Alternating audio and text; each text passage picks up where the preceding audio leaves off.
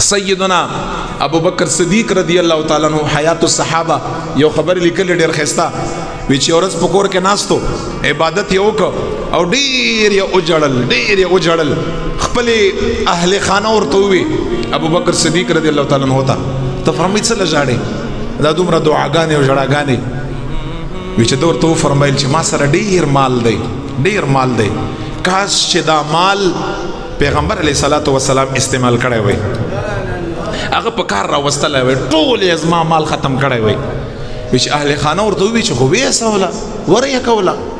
ورته ګوره اوس اهل محبت څوک دي سیدنا ابو بکر صدیق رضی الله هغه ورته فرمایي چې وړای شم خدا دعا دی لپاره کوم چې خدای رسول الله په زړه کې دا پیدا کړي چې زما نه دا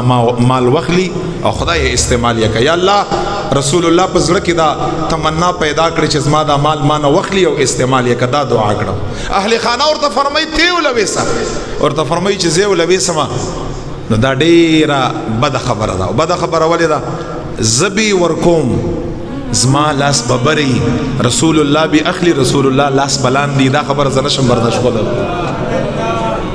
دومره خبرم ده ولی ځکه نبی علیہ السلام فرمایلی ید العلیا بر لاس خیر من الید السفلی